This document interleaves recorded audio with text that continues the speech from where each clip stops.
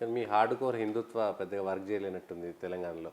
అట్లేం లేదండి. ఒకటేమో యాంటీ గవర్నమెంట్, మేజర్గా బీఆర్ఎస్ యాంటీ గవర్నమెంట్, ప్రత్యేకంగా కాంగ్రెస్ వైపు చూసారు కానీ కాంగ్రెస్ మీద ప్రేమతోటి కాదు అది. ఓకే. వాళ్ళు చెప్పిన ఏవైతే ఉన్నాయో గ్యారంటీలు పథకాలు అవన్నీ అమలు అయ్యే పరిస్థితుల్లో ఉండని పథకాలు ప్రజలు నమ్మినారు.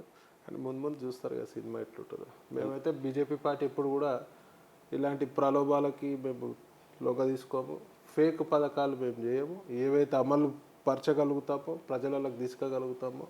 ఇప్పుడు 6 నెలలు ఇచ్చి ఒక పథకము తర్వాత ఆఫ్ చేసే పరిస్థితి ఉంటుంది. ఇప్పుడు ఇలా కాంగ్రెస్ అదే ఇప్పుడే ఆల్రెడీ అన్ని అప్పుల కూటంగా రాయింది రాష్ట్రం మొత్తం.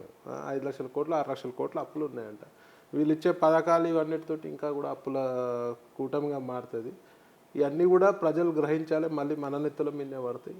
మళ్ళీ ట్యాక్స్ రూపేనా ఆ రూపేనా ఈ రూపేనా పిండి మనని వసూలు చేసే పరిస్థితి.